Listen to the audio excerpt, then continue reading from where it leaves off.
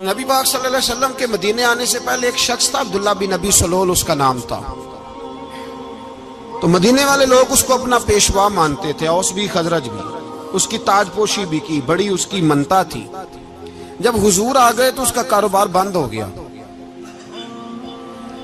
اب لوگ یہ نہیں سمجھتے کہ میں غلط ہوں، لوگ کسی کے مفادات کو ٹھیس پہنچتی ہے تو مخالفت کرنے لگ جاتا ہے۔ اب اس کے حالات جب خراب ہوئے تو اس نے پتہ کیا کیا، جھوٹ موٹ کا کلمہ پڑھ لیا۔ سمجھ آ رہی ہے باتوں؟ جھوٹ موٹ کا، اور منافقوں کا ایک ٹولہ اس نے تیار کر لیا جس کا قرآن مجید نے سورہ منافقون میں ذکر کیا۔ ایک جنگ کا موقع تھا، نبی پاک صلی اللہ علیہ وسلم تشریف لے گئے تو عبداللہ بن ابی سلول بھی چلا گیا۔ حضرت عمر فاروق رضی اللہ تعالیٰ عنہ کے ایک غلام تھے، وہ پانی لینے کنویں پہ گئے۔ ادھر سے انصار میں سے، چونکہ حضرت عمر کے غلام مہاجر تھے، انصار میں سے ایک شخص پانی لینے پہلے سے آیا ہوا تھا۔ پانی بھرنے میں کوئی اختلاف ہو گیا، جھگڑا ہو گیا، مار کٹائی تک نوبت آ گئی۔ حضرت عمر کے غلام نے کچھ چیز مار دی، اس شخص کو زخمی ہو گیا۔ اس نے پکارا، عبداللہ بن ابی سلول نے سمجھا کہ موقع اچھا ہے، دوڑا ہوا آیا اور آ کر اس نے کہا، انصار مدینہ بھاگ کے آؤ، جلدی آؤ، اور بڑے غلط جملے استعمال کیے۔ کہنے لگا، اگر ان لوگوں کو تم اپنا بچا کچا کھانے کو نہ دیتے مہاجروں کو تو آج یہ تمہارے سر پہ نہ بیٹھتے۔ معاذ اللہ، ایسی باتوں پہ کہا کرے، بولے یہ روزمرہ کی گفتگو میں عادت بنائیں، کوئی ایسی بات کرنی ہو تو معاذ اللہ استغفر اللہ کہہ کے کرنی چاہیے۔ اس نے کہا کہ معاذ اللہ، اب ان کو بچا کچا نہ دیں تو یہ ہمارے سر پہ نہ بیٹھتے۔ شور کیا اس نے۔ ہمارے ہاں بھی سیانے بندے پنچایت کے لوگ، وہ کہتے ہیں تو اس برادری کے بچے سے ہی مار کھا ہے، پتہ ہی نہیں چلا، جا اسے مار کے آ، سر پھاڑا، یہ کار پھوڑ دے اس کا سر، اور دیکھ میں دیکھ لوں گا بعد میں جو ہوگا۔ یہ عقل مند لوگوں کے مشورے نہیں، یہ جاہل لوگوں کے مشورے۔ ناراض نہ ہونا، پر یہ نبی پاک صلی اللہ علیہ وسلم نے فرمایا ہے، حضور کا فرمان ہے۔ یہ کن لوگوں کا کام ہے؟ بول کے بتائیں، بول کے۔ پڑھے لکھے سیانے بندے اس طرح کے مشورے یہ بالکل نہیں دیتے، جاہلوں کا کام۔ پکارا، مہاجر سارے اکٹھے ہو گئے، انصار سارے آ گئے، اور جب انصار آئے تو مہاجرین کو بھی پکارا، مہاجر بھی آ گئے۔ اب وہ گتھم گتھا ہونے لگے تو کسی نے جا کے محبوب پاک کے کان میں کہا، یا رسول اللہ، وہاں تو مہاجر انصار لڑنے لگے، وہ پرانی لڑائیاں پھر سے جاگ گئی ہیں۔ نبی پاک تشریف لائے، حضور نے وہاں لفظ بیان کیے، فرمایا یہ تم نے کیا جاہلوں جیسا کام شروع کیا ہوا ہے؟ یہ کون سا کام ہے؟ اللہ کرے ہم سب اس کام سے باز آ جائے، آمین تو کہنا۔ اور تو اس برادری دے منڈے کوئی مار کھائے، برادری کیا ہوتی ہے؟ برادری تو تعارف کے لیے، اونچ نیچ کہاں سے آ گئی؟ کہا میرے رسول پاک علیہ الصلوۃ والسلام نے، فرمایا تم جاہلوں جیسے کام کر رہے ہو۔ صلح کرائی، بات رفع دفع کرائی، لوگ چلے گئے، معاملہ ٹھنڈا ہو گیا۔ لیکن عبداللہ بن سلول نے کہا کہ میں یہ موقع خالی نہیں جانے دوں گا۔ پھر گیا وہ، اور جا کے انصار مدینہ سے کہنے لگا، ایک دفعہ جا لینے دو مدینے، تم نے میری بات نہیں نہ سنی، جو وہاں بڑے سردار بیٹھے ہیں ان سے بات کروں گا، اور معاذ اللہ ثم معاذ اللہ ہم ان بے عزت لوگوں کو مدینے سے نکال دیں گے، وہاں صرف عزت والے رہیں گے۔ یہ غلط جملے اس نے ادا کیے جس کو قرآن پاک نے سورہ منافقون میں بیان فرمایا ہے۔ اس نے یہ بات کی۔ ایک صحابی تھے حضرت زید رضی اللہ تعالیٰ عنہ، وہ سن رہے تھے، آ کے عرض کی، یا رسول اللہ صلی اللہ علیہ وسلم، عبداللہ بن ابی سلول تو اس طرح کہہ رہا ہے کہ مدینے جا کے عزت والے دوسروں کو نکال دیں گے، اور تم اگر اپنا بچہ انہیں نہ دیتے تو معاذ اللہ آج یہ ایسا نہ کرتے۔ حضرت عمر نے بھی سن لیا، حضرت عمر نے بات سن لی، تلوار نکالی اور دوڑے۔ حضور نے بازو پکڑا، فرمایا کدھر جا رہے ہو؟ کہا یا رسول اللہ، اگر آج سزا نہ دی تو کل اور بات بھی کرے گا، اور اگر آج ایک قتل ہو گیا تو باقی سیانے بن جائیں گے۔ یا رسول اللہ مجھے چھوڑے، میں ماروں گا۔ حضور نے فرمایا عمر چپ کر، وہ جھوٹ موٹ کا کلمہ پڑھتا ہے، لوگ کہیں گے کہ محمد ابن عبداللہ نے اپنے ساتھی مارنے شروع کر دیے۔ چپ کر، حوصلہ کر، صبر کر، دلیری کر۔ حضرت عمر کہتے ہیں میری حضور کے کہنے پر میں ٹھہر تو گیا، پر وہ میرے اندر جو آگ لگی ہوئی تھی ٹھنڈی نہیں ہو رہی۔ کہتے ہیں میں چپ تو کر گیا۔ نبی پاک علیہ السلام نے پوچھا عبداللہ بن ابی سلول سے، تو نے یہ کہا ہے؟ کہنے لگا حاشا و کلا، میں نے بات ہی نہیں کی نا۔ اب لوگ کہنے لگے کہ زید تو نوجوان ہے، تو یہ بوڑھا آدمی ہے، چلو صحیح کہتا ہوگا۔ حضور بھی خاموش ہو گئے۔ اللہ پاک نے قرآن مجید نازل فرما دیا، فرمایا اللہ نے سن لی ان کی بات جنہوں نے یہ کہا ہے، اور پھر لفظ بڑے حسین ہے، فرمایا یہ کہتے ہم عزت والے ہیں؟ نہیں، وَلِلَّهِ الْعِزَّةُ وَلِرَسُولِهِ وَلِلْمُؤْمِنِينَ، فرمایا عزت تو اللہ کے پاس ہے، اللہ کے رسول کے پاس ہے، اور عزت تو مومنوں کے پاس ہے، مومنین کے پاس عزت ہے۔ یہ قرآن پاک نے سارا مضمون بیان کر دیا کہ عبداللہ بن ابی سلول غلط کہتا ہے اور حضرت زید صحیح کہتے ہیں۔ حضور نے کچھ نہیں فرمایا، جا رہا ہے قافلہ۔ جب مدینے کی سرحد آ گئی نا، حدود مدینہ منورہ کی شروع ہوئی، تو عبداللہ کا اپنا بیٹا، اس کا نام بھی عبداللہ بن عبداللہ تھا، اپنا بیٹا اس کا بڑا مخلص جانثار غلام تھا میرے رسول پاک صلی اللہ علیہ وسلم کا، وہ تلوار لے کے مدینے کی حد پہ کھڑا ہو گیا اور کہنے لگا میرے باپ، تو نے اتنی بے ایمانی کے لفظ کہے کہ میں ان کو نکال دوں گا؟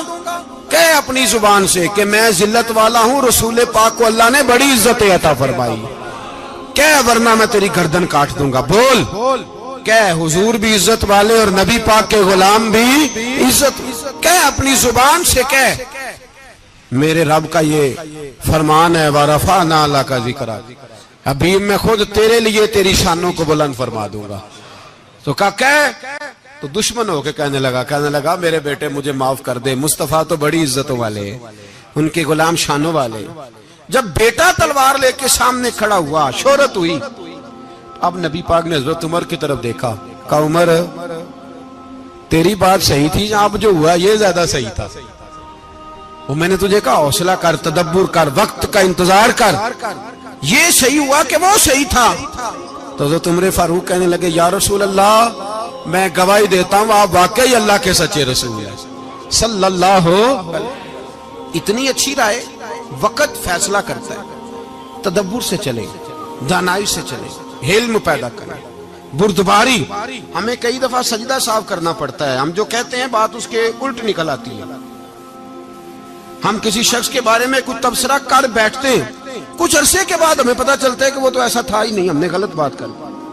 ہم بغیر تحقیق کے، بغیر تفتیش کے، حوصلہ نہ ہونے کی وجہ سے، صبر نہ ہونے کی وجہ سے ہم بہت سارے کام کر گزرتے ہیں، پھر ہمیں نقصان ہوتا ہے۔ اپنی زندگی میں علم نہ چھوڑیں، حوصلہ نہ، لڑائیاں ہوتی ہیں نا گھروں میں، اس کی وجہ خامد ہوتا ہے، بیوی نہیں ہوتی۔ یہ بات گھر جا کے بتانا کہ آج انہوں نے کہا لڑائی کی وجہ کون ہوتا ہے؟ نہ بولو تسی، پر میں تے آنکھ ہی چھڑیا ہے، وہ تو ریکارڈ ہو گیا ہے۔ لڑائی کی وجہ کون ہے؟ جڑے باتیں لڑتے ہیں وہ کندے ہی نہیں پے۔ وجہ کون بنتا ہے جی؟ کیوں بھلا؟ اس لیے کہ نبی پاک صلی اللہ علیہ وسلم نے فرمایا عورت کی عقل آدھی ہے تو تیری تو پوری ہے نا، جس کا مطلب ہے لڑائی اگر بچ سکتی تھی تو مرد کی وجہ سے بچ سکتی تھی، گھر میں امن ہو سکتا تھا۔ کہتے ہیں جی بڑی بیوقوف ہے، میری سنتی نہیں۔ تو میں نے کہا جو اس سے بحث کر رہا ہے وہ سیانا ہے؟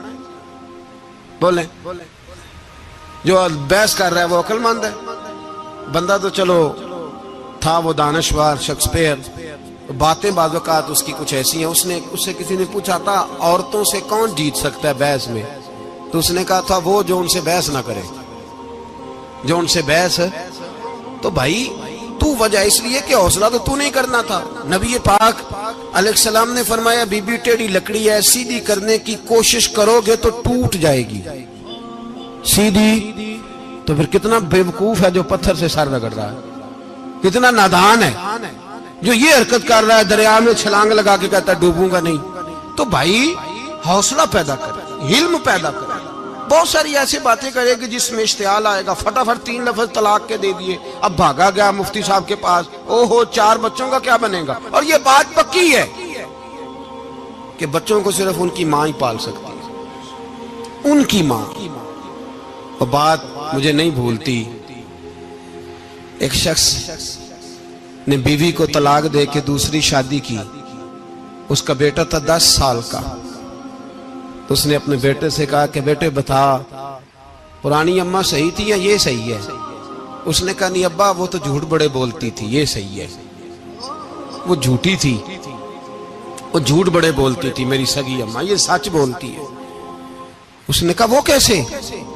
کہنے لگا اس لیے کہ میں کوئی شرارت کرتا تھا تو میری سگی اماں مجھے تھپڑ مارتی تھی اور کہتی تھی تجھے روٹی نہیں دینی، جا دوڑ جا گھر سے.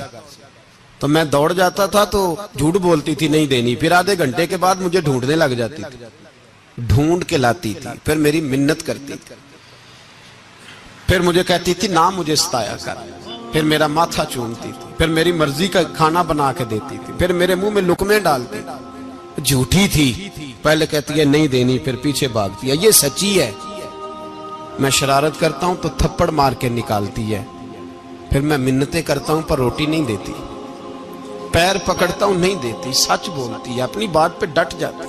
او بھائی بچے اس کی ماں ہی پال سکتی ہے، تو نے 3 جملے کہتے سوچا ہی نہیں، تیرا کا گیا تو یہ تو نئی بیوی ملے گی، اور اس کا بھی کیا گیا، اس کو بھی شاید شوہر مل جائے. ان پھولوں کی پرورش صرف ان کا مالی کر سکتا ہے، دوسرا کر سکتا تو نے حوصلہ ہی نہیں کیا. ٹھیک ہے غلطی بی بی کی تھی پر تو مرد تھا نا، تیرے پاس تو دلیری تھی. فٹافٹ 3 طلاق کے جملے کہہ دیے. اور میرے رسول پاک علیہ السلام نے فرمایا جائز کام بڑے ہیں پر طلاق جائز تو ہے پر میرے رب کو پسند نہیں، اللہ کو پسند. تو نے مالی بگا دیا جس نے تیرے گھر کا باغ سینچنا تھا. تو بھائی یہ حوصلہ نہیں، درجنوں طلاقیں، 20 کیس، اور ابھی وہ شادی کے پورے کپڑے نہیں پہنے تو طلاق پہلے. اس کی وجہ یہ کہ حوصلہ نہیں، صبر نہیں، رضا نہیں، ہم احساس نہیں کرتے. اگر تو یہ سمجھ جائے کہ بس اللہ نے جو میرے لیے بہتر سمجھا مجھے دے دیا، صحیح ہے میری آزمائش ہے، کیا ہے کچھ ہے جو اس نے بہتر سمجھا مجھے اس نے، پھر تو سکھی ہو جائے، تیرے لیے جینا آسان ہو جائے، پھر تو بہت ساری پریشانیوں سے آزمائشوں سے دور ہو جائے. میرے نبی پاک علیہ السلام نے ہمیں حوصلہ کرنے کا حکم دیا، دلیری.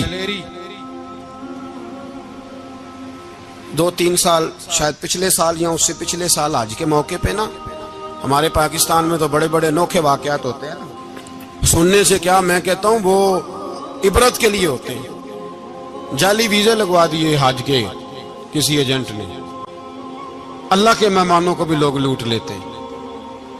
جعلی ویزے لگوا دیے. اور مزے کی بات یہ ہے کہ پاکستانی ایئرپورٹ سے گزر بھی گئے وہ ویزے والے، اور احرام باندھے لوگ جدے پہنچ گئے. 4 آدمی تھے، انہوں نے ویزا دیکھا تو کہا نقلی آپ کو واپس جانا پڑے گا. اگلی فلائٹ سے وہ لوگ واپس آئے. آپ مجھے بتائیے ان کی جب وہ چھوٹے چھوٹے کلپ آئے، میڈیا نے ان کی باتیں سنی تو ان کے آنسو نہیں تھمتے تھے. ایک آدمی احرام باندھ کے گیا ہے، معمولی سمجھتے ہیں آپ؟ میرے جیسا غریب آدمی کبھی اس نے ارادہ کیا اور مدینے جانے کا لیٹ ہو جائے تو کلیجہ پھٹنے کو آتا ہے. کچھ مجبوریاں پیروں میں آ جائے، نہ جا سکے تو پتہ نہیں کتنی توبہ کرنے کو دل کرتا ہے کہ کہیں غلطی تو نہیں ہو گئی، کوئی ایسی بات تو نہیں نکل گئی. یقین کریں طبیعت پریشان ہو جاتی، یار کوئی ایسا کام تو نہیں ہو گیا جس کی وجہ سے یہ بات ہوئی. 4 آدمی لوٹ آئے، حالات خراب ہو گئے، لوگ رو رو کے قصے سناتے تھے. لیکن میرے رسول پاک علیہ السلام کا حوصلہ دیکھو. حضور کعبے کا بھی کعبہ، حضور مالک، حرم کے مالک مطلق، جن کے صدقے اللہ نے کعبہ کو بیت اللہ بنایا. حاجیو آؤ شہنشاہ کا روضہ دیکھو، کعبہ تو دیکھ چکے اب کعبے کا بھی کعبہ دیکھو. حضور 1400 صحابہ کو لے کے گئے عمرہ کرنے. مقام حدیبیہ پر پہنچے تو کافروں نے روک لیا، ہم عمرہ نہیں کرتے. تو اور میں خادم اور جو وارث و مالک ہیں 1400 صحابہ، ہم نہیں عمرہ کرنے دیتے، واپس جائیے. صلح لکھی جا رہی ہے. صلح کی شرطیں کیا ہیں؟ مکے سے کوئی آدمی غلطی سے بھی مدینے چلا گیا، مکے کا آدمی، تو مسلمان اگر ان کے ظلم سے تنگ آ کے، مکی مسلمان کافروں کے ظلم سے تنگ آ کے مدینے چلا گیا تو مدینے والے واپس کریں گے. اور اگر مدینے سے کوئی شخص غلطی سے بھی مکے چلا گیا تو مکے والے واپس نہیں کریں گے. اتنی سخت شرائط. حضرت عمر غصے سے کانپنے لگے, صحابہ پریشان ہیں, پر میرے رسول پاک نے صبر دکھایا, حوصلہ, تدبر. یہ تدبیر ہے, صبر ایک بہترین تدبیر ہے, اگر کوئی اپنائے تو بہترین طریقہ ہے. حضور نے فرمایا ہمیں منظور ہے, صلح کرو. اور اتنا سخت حکم ہے, کہنے لگے 1400 احرام والے واپس جائیں, بعد میں آنا, اس وقت نہیں عمرہ کرنے دیں گے. میرے نبی پاک علیہ السلام, مجھے بتاؤ, مجھے اور آپ کو دکھ ہوتا ہے تیاری ہو تو پروگرام رہ جائے, تو اگر احرام باندھا ہو اور اللہ کے رسول نے بندھوایا ہو تو حضور واپس لوٹنے لگے تو کتنی تکلیف کی بات ہے. حضور نے فرمایا چلو آئندہ آئیں گے. معاہدہ لکھا جا رہا ہے, حضرت علی معاہدہ لکھ رہے ہیں. لکھو محمد الرسول اللہ صلی اللہ علیہ, محمد الرسول اللہ صلی اللہ علیہ وسلم اور قریش مکہ کے بیچ معاہدہ. یہ تحریر لکھی جا رہی تھی تو ابو سفیان بول پڑا, کہنے لگا جی ہم محمد الرسول اللہ نہیں لکھنے دیں گے معاذ اللہ, یہی تو ہمارا جھگڑا ہے. اگر آپ کو رسول اللہ مان لیا تو پیچھے رہ کیا گیا, محمد ابن عبداللہ لکھیں. حضور نے حضرت علی سے فرمایا رسول اللہ کاٹ کے محمد ابن عبداللہ لکھو. حضرت علی لکھ رہے تھے, محمد الرسول اللہ لکھا تھا, فرمایا رسول اللہ کاٹ کے محمد ابن عبداللہ لکھو. تو حضرت علی کہنے لگے حضور مجھے یہ لفظ کاٹنا نہیں آتا, حضور مجھے یہ لفظ کاٹنا. کسی صحابی نے اعتراض نہیں کیا کہ لکھنا آتا تھا, کہا مجھے کاٹنا. حضور نے دوبارہ کہا علی کاٹ دو. کہا یا رسول اللہ مجھے یہ لفظ کاٹنا نہیں آتا. میرے حبیب نے تیسری دفعہ کہا علی کاٹو. تو شیر خدا نے قلم چھوڑا, ہاتھ باندھے اور کھڑے ہو کہنے لگے محبوبہ مجھے تیرے قصیدے لکھنے آتے ہیں, کاٹنے کوئی نہیں آتے. میں مجبور ہوں, مجھ سے نہیں ہوتا, کوشش کرتا ہوں, نہ قلم اٹھتا ہے نہ ہاتھ چلتا ہے. میرے حبیب پاک نے قلم پکڑا اور لفظ رسول اللہ خود کاٹ کے محمد ابن عبداللہ کرایا. بھائی وقت گزر گیا, صلح ہو گئی. یہ تدبر, یہ حوصلہ, یہ تدبیر میرے نبی نے فرمائی. اب تو 1400 کو مکے نے نہ داخل ہونے دیا, لیکن 1 سال ہی گزرا, تھوڑا ہی وقت گزرا, میرے رسول پاک 10,000 کو لے کے مکے میں داخل ہو گئے. 10,000 اس نے فائدہ دیا. حکمت کیا تھی, تدبر کیا تھا. قریش روز لڑائی کرنے آ جاتے تھے, تبلیغ ہی نہیں کرنے دیتے تھے. ان سے صلح ہو گئی تو نبی پاک نے کیسر کو خط لکھا, کیسر روم کو, ہرکل کو. دور دراز تبلیغ پھیل گئی, مسلمان 100,000 سے زیادہ ہو گئے. ان کی طرف سے اب وہ لڑائی بند ہو گئی. میرے حبیب پاک علیہ السلام کے حوصلے نے کمال دکھایا, اس تدبیر نے فائدہ دیا امت مسلمہ کو. 10,000 کا لشکر لے کے حضور کعبے میں داخل ہوئے. کل جو ابو سفیان کہتے تھے نا محمد رسول اللہ لکھنے نہیں دوں گا, آج وہ خود کہہ رہے تھے اشہد ان لا الہ الا اللہ واشہد ان محمد رسول اللہ صلی اللہ علیہ. کل جو کہہ رہے تھے کہ میں یہ لفظ نہیں لکھنے دوں گا, آج ابو سفیان کی حویلی میں لاکھوں لوگ, ہزاروں لوگ بیٹھے تھے اور سارے کہہ رہے تھے محمد الرسول اللہ, محمد الرسول اللہ, محمد الرسول اللہ صلی اللہ علیہ وسلم. میرے محبوب کی تدبر نے, فقاہت نے, اور پھر کمال ہوا. 1400 کہاں اور 1,44,000 کہاں. 1400 کہاں اور 1,44,000. 1400 کو نہیں جانے دیا عمرہ کرنے. میرے رسول پاک 1,44,000 کو لے کے حج کرنے چلے گئے. حضور نے حج کیا, ہر طرف لبیک لبیک کی صدائیں بلند ہوئی. یہ میرے نبی پاک کا تدبر ہے, حوصلہ ہے. اگر وقتی طور پہ حوصلہ کر جاؤ گے, دلیری کر جاؤ گے, آنے والا وقت آسان ہو جائے. حوصلہ نہیں, صبر نہیں, سکون نہیں, 2-4 باتیں, یہاں تک کہ لوگ ابا جی کی بات برداشت نہیں کرتے, ایسے جملے کہہ دیتے ہیں جو دوبارہ پلٹ کے نہیں آتے. ماں کو لفظ نہیں بولتے, باپ کی روح تک چھلنی کر دیتے ہیں وہ جملے. لیکن لوگ اس وقت حوصلہ کرنے, اور ہم پنجابی لوگوں نے تو گنجائش ہی بڑی دے دی ہے. کہتے ہیں بچہ ہے جے, ایک ہی ہے, ایک میں حوصلہ کرے کی ہے ماشاءاللہ. تو اگر جوان ہو گیا تو کہتے ہیں گرم خون ہے, مکہ کم. اگر بوڑھا ہو گیا تو کہتے ہیں بوڑھوں میں حوصلہ نہیں ہوتا, نہ بچے میں نہ. تو کس میں حوصلہ ہوگا, بولے کسی میں بھی نہیں. چھٹی سب کو فتویٰ مل گیا نا, یہ بچہ ہے جی, ابھی یہ تو بچہ ہے, آپ تو سیانے بیانے ہیں, یہ بچہ ہے. کمال ہو گئی ہے بھائی. کیا مطلب ہے بچہ ہے؟ بچے کو سارا پتہ ہے, ہر چیز اسے آتی ہے, حوصلہ کرنا ہی نہیں آتا. اور پھر کہہ دیا وہ تو گرم خون ہے. وہ کیا بات کرتے ہو, گرم خون؟ ابے کے گلے پڑ گیا گرم خون, اس کو کھڑا کرو نا ایس پی کے سامنے اور اس کو مار تھپڑ اس کے منہ پہ, تیرے گرم خون کا پتہ چلے. غریب کے یہ گلے پڑ گیا, اس کو کھڑا کرو ایس ایچ او کے سامنے, پھر پتہ چلے گا خون کتنا گرم ہے. وہاں بالکل چپ ہے, بالکل خاموش ہے. اور گرم خون اس کا صرف اماں کے لیے, جلال صرف رہ گیا اگر غریب گھر کی بیٹی بیاہ کے لایا تو صرف اس کے لیے.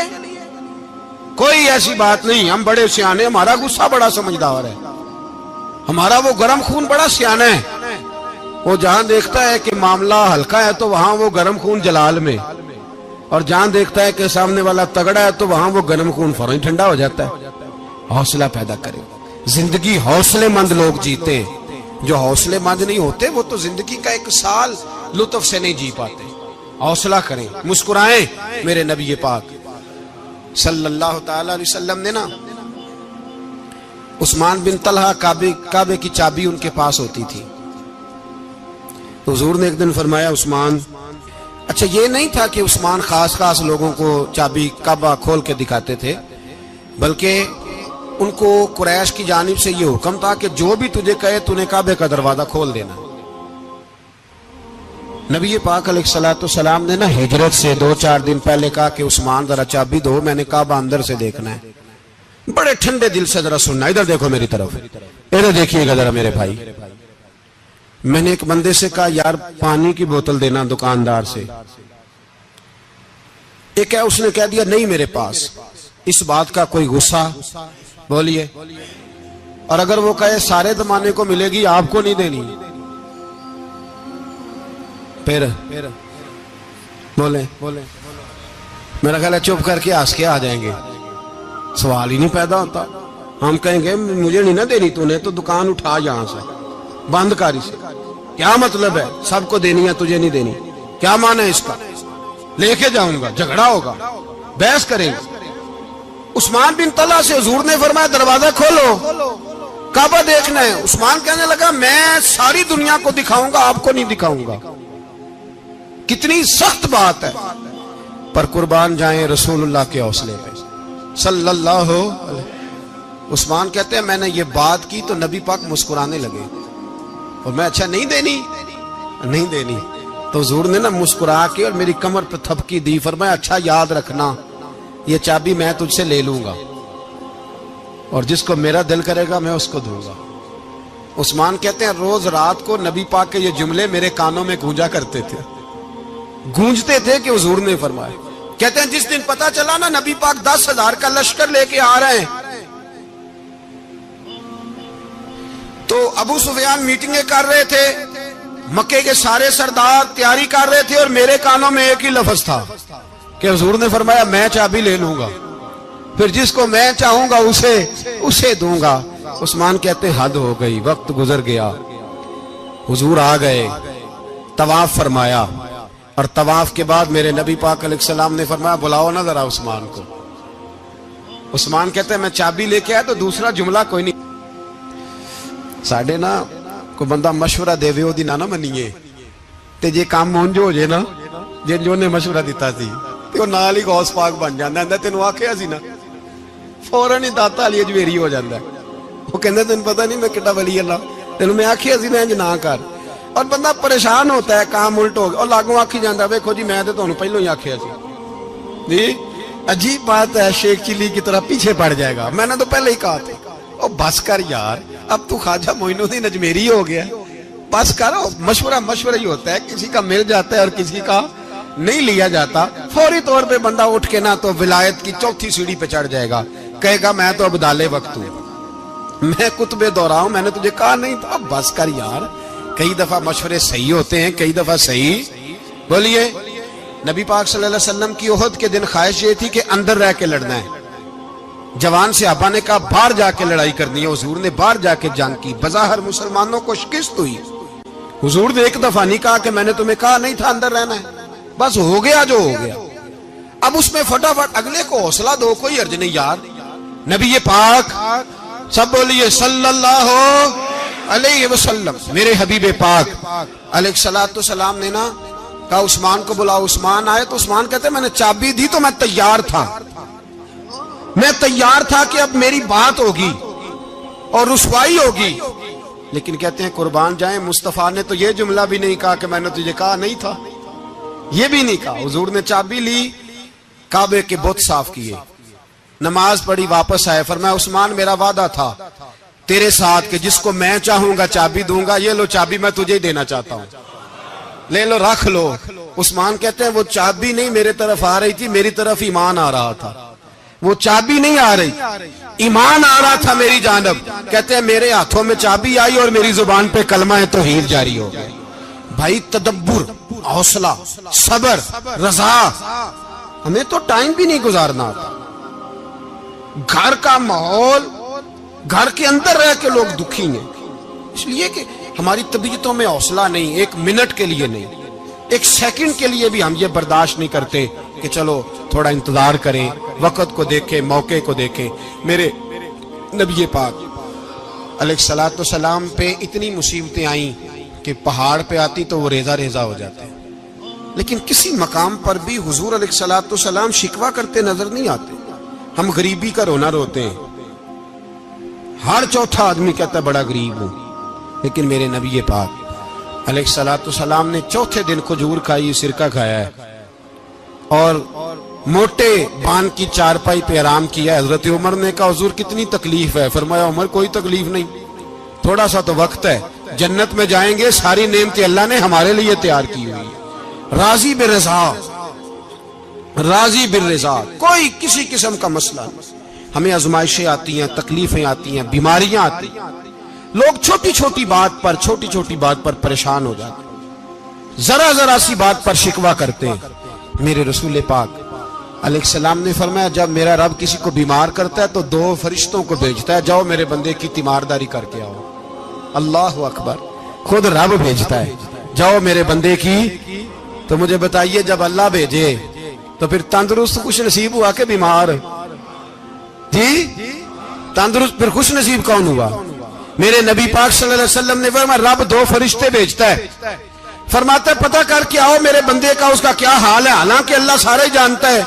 فرشتے آتے ہیں، واپس جاتے ہیں، رب کریم پوچھتے ہیں بتاؤ میرا بندہ کیا کہتا تھا؟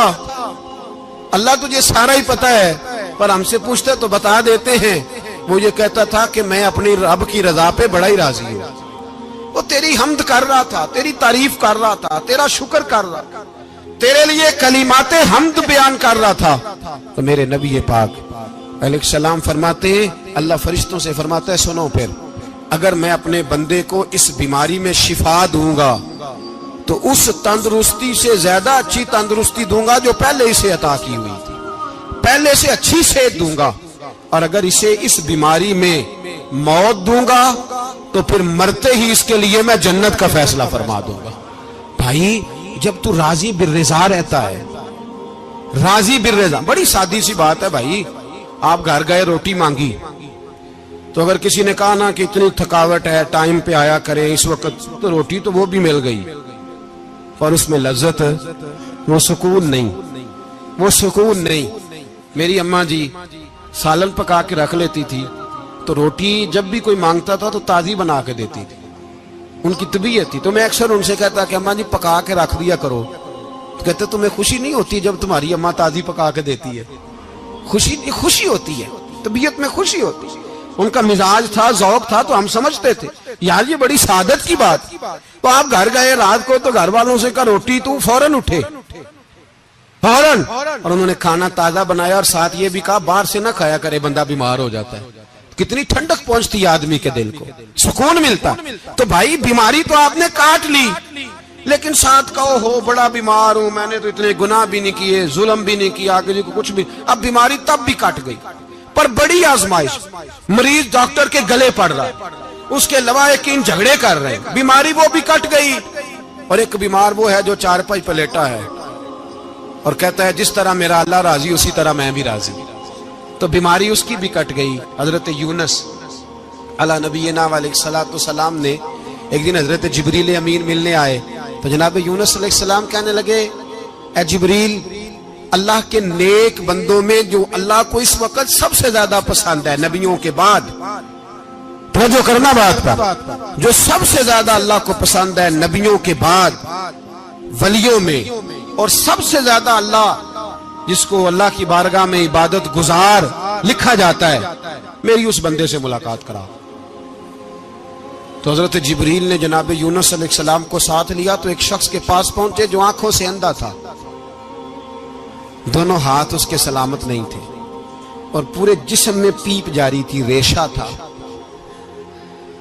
جب جا کے السلام علیکم کہا نا حضرت یونس نے، اس نے وعلیکم السلام کے بعد پہلا لفظ پتہ کیا کہا؟ اس نے کہا یا اللہ تیرا شکر ہے، یا اللہ تیرا، آپ بھی ادا کریں اللہ کا شکر، یا اللہ تیرا، اللہ تیرا شکر ہے۔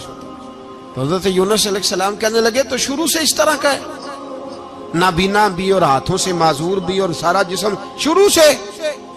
تو بڑے ہی خوبصورت لفظ اس بیمار نے کہے، کہنے لگے نہیں حضور میں بالکل ٹھیک ٹھاک تھا، جب تک میرے رب نے چاہا کہ یہ دنیا کو دیکھے تو تب تک اس نے مجھے آنکھیں دیں، اور جب اس نے چاہا کہ اب اس کا دیکھنا بہتر نہیں تو اس نے واپس لے لی۔ تو یا اللہ تیرا شکر ہے، اللہ تیرا شکر ہے۔ پھر کہا جب تک اس نے چاہا کہ میرے ہاتھ رہے تب تک رہے، جب اس نے چاہا کہ میرے لیے بہتر نہیں تو اس نے لے لیے، تو یا اللہ تیرا شکر ہے۔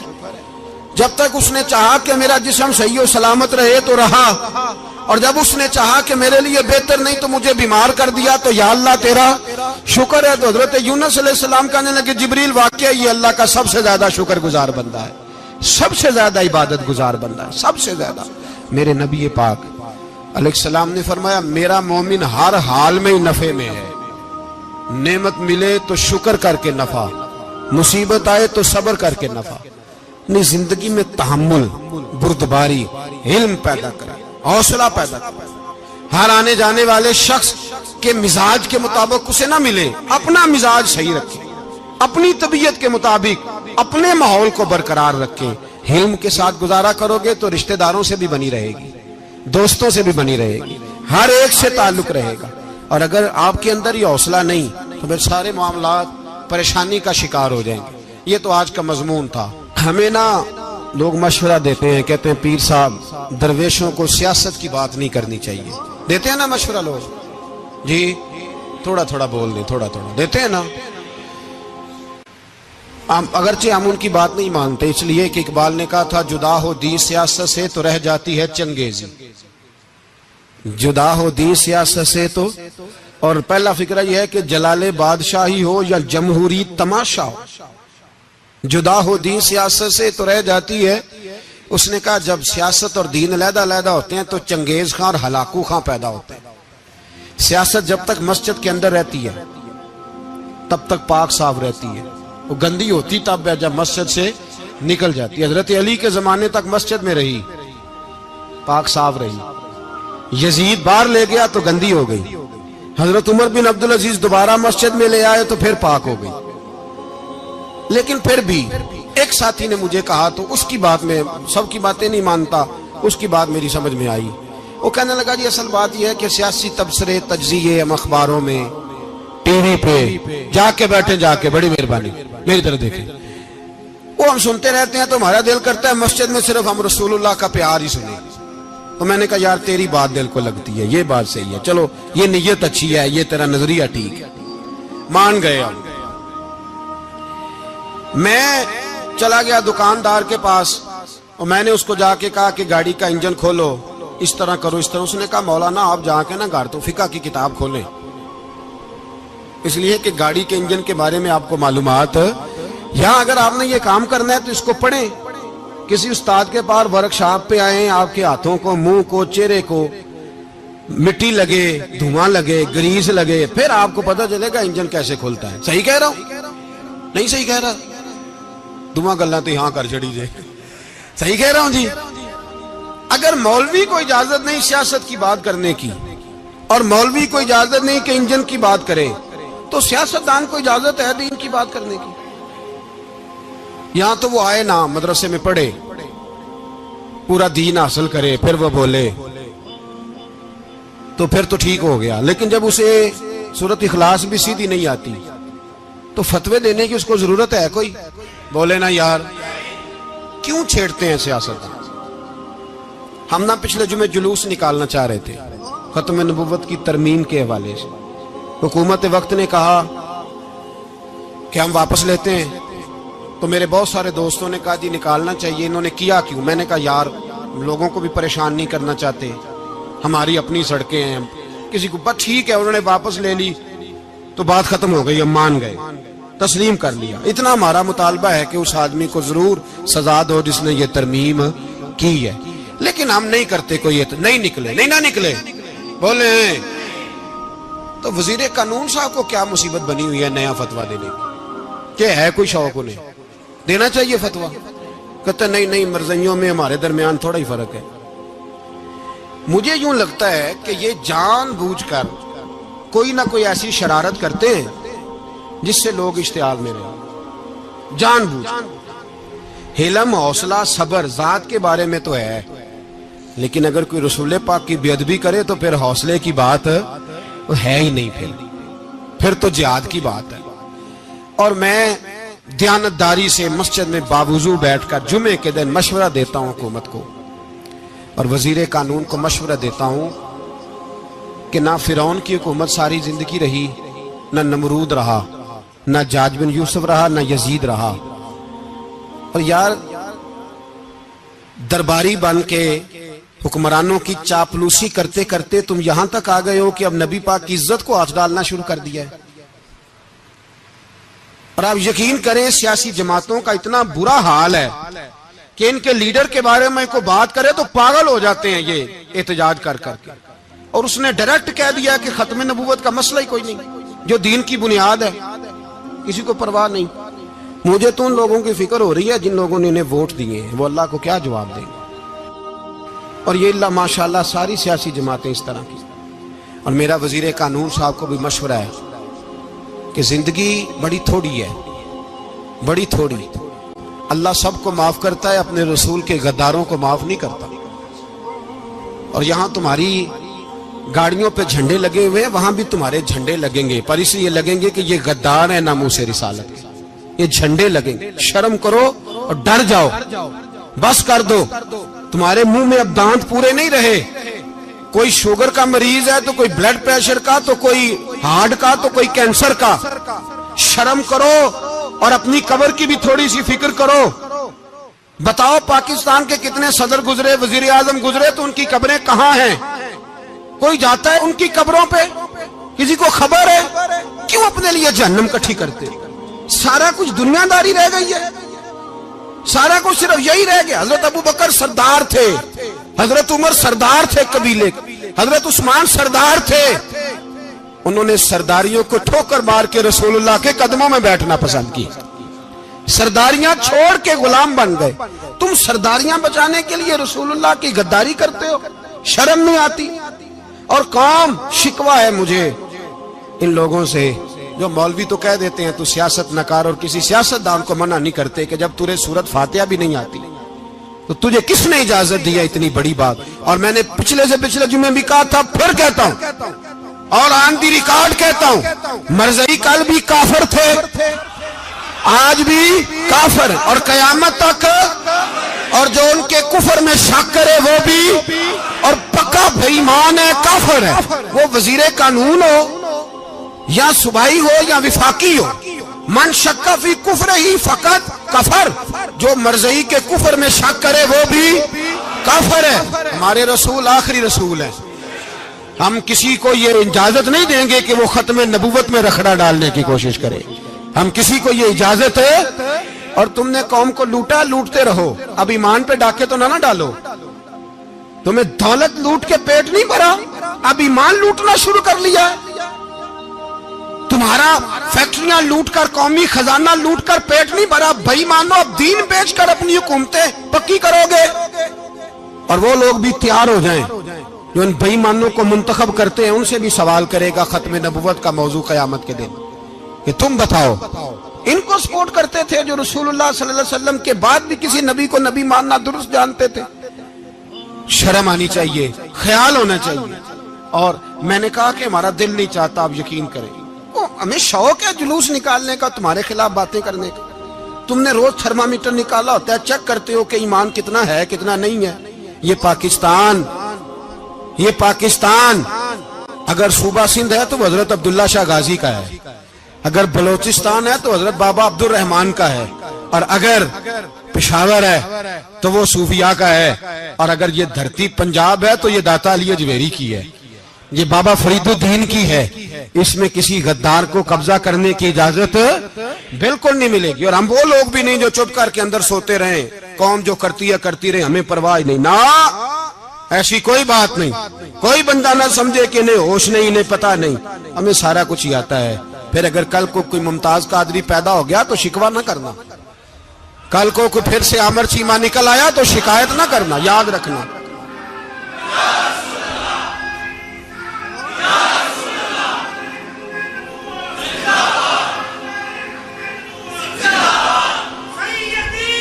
تو میرے بھائی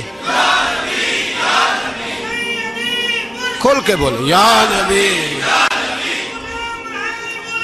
رسول کے صلی اللہ. تو یہ مشورہ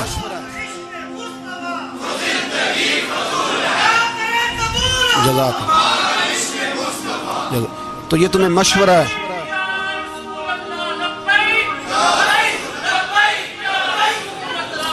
میری بات سنی، یاد رکھیں. یہ لوگ بعد میں پچھتاتے ہیں، پھر مناظرے کراتے پھرتے ہیں، اس نے صحیح کیا کہ غلط کیا، پھر انہیں ہوش آتی ہے بعد میں، پھر ان کے حواری نکل کے میدانوں میں دلیلیں دیتے ہیں. اس لیے ہمارا مشورہ ہے انہیں کہ یہ اپنی حد میں رہیں، اور جو کام تمہارے ذمہ، میں نے کہا نا تم نے بڑا لوٹا، یہ قوم روز تمہیں موقع دیتی ہے لوٹنے کا، یہ موقع دیتی ہے، تو تم نے دولت لوٹ کے پیٹ نہیں بھرے، اب ایمان لوٹنے کے چکر میں آ گئے ہو. یاد رکھو مسلمان گناہگار ہیں، غدار نہیں ہیں. تمہیں دولت لوٹنے کا تو شاید موقع مل گیا ہے، پر ایمان لوٹنے کا موقع نہیں ملے گا. تو اس لیے اس کو لگام دو. اور ویسے بھی کتا جو پالتو ہوتا ہے نا، اس کو گھر کے اندر سنگلی سے باندھ کے رکھنا چاہیے. یہ تمہارے بوٹ چاٹتے ہیں، بھونکتے ہیں تمہارے حق میں، وزارتیں لیتے ہیں. ہم نے تو کوئی وزارت نہیں لی تم سے، اور نہ ہمیں شوق ہے. اس لیے کہ ممبری کیا کرنی ہے جس کو ممبر رسول عطا کر دیا جائے، اس نے کیا کرنی ہے یہ ممبریاں جس کو پکا ممبر رسول دے دیا جائے. تو اس لیے اس سے باہر آؤ. میں نے کہا بڑے بڑے نمرود، فرعون، قارون دفن ہے، تمہارا بھی نام تک نہیں ہوگا، بالکل نام نہیں ہوگا. اس لیے ہمارا مشورہ، اور آپ لوگ بھی آئے نا یہ اگلے سال، تو ان کو کھڑا کر کے پوچھ لینا اسلامی جمہوریہ پاکستان کا تم نے MPM بننا ہے، پہلا کلمہ ہی صحیح سنا دو. چلو خدا کا واسطہ یہی بتا دو کہ تمہیں نماز بھی ڈھب سے آتی ہے کہ نہیں. اور آپ کی موج ہے، آپ بٹھا لیتے ہیں سر پہ، کیا کریں، سمجھانے والے مفت گناہگار ہو گئے اور بہکانے والے سب تمہارے یار ہو گئے. اس لیے یہ چھیڑتے ہیں جان بوجھ کے. اور پھر جب کوئی ممتاز قادری علیہ رحمہ پیدا ہوتے ہیں، پھر انہیں دشواری ہوتی ہے، پھر ان کا جینا مشکل ہو جاتا ہے. یہ موقع دیتے ہیں، پتہ نہیں کس کے ایجنڈے پہ عمل کر رہے ہیں. میرا سوال یہ ہے، میں نے پچھلے جمعے پھر میرا سوال ہے کہ میں پوچھتا ہوں اس آدمی کو ضرورت کیا ہے ختم نبوت پر بات کرنے، جب امت مسلمہ کے متفق کا فیصلہ ہے کہ مرزائی کافر، اسمبلی نے بل پاس کر دیا کہ مرزائی، ان کو اقلیت قرار دے دیا، اور جب سے وہ اقلیت بنے نہ ہم نے ان کی عبادت گاہ جلائی، نہ ہم نے ان کو قبروں سے نکالا، نہ ہم نے، بس ٹھیک ہے جیسے عیسائی رہتے ہیں، یہودی سے کس ملک میں رہتے ہیں وہ بھی رہیں، اقلیت بن کے رہے، کوئی اعتراض. پر تم انہیں کھینچ کے کیوں قریب کرتے ہو؟ تمہارا کیا جرانہ ہے ان کے ساتھ؟ بتاؤ تو صحیح. ان لوگوں سے ان کو چاہیے اپنے منہ میں لگام ڈالیں، اور اگر نہیں ڈالیں گے پھر انشاءاللہ ڈالی جائے گی، اور بڑی تگڑی ڈلے گی، اور پھر ایسی ڈلے گی. سلمان تاثیر جب مرا تھا نا تو 5-5 لاکھ روپیہ مولویوں کو آفر کی جنازہ پڑھاؤ، 5-5 لاکھ روپیہ چھوٹے چھوٹے مولویوں کو.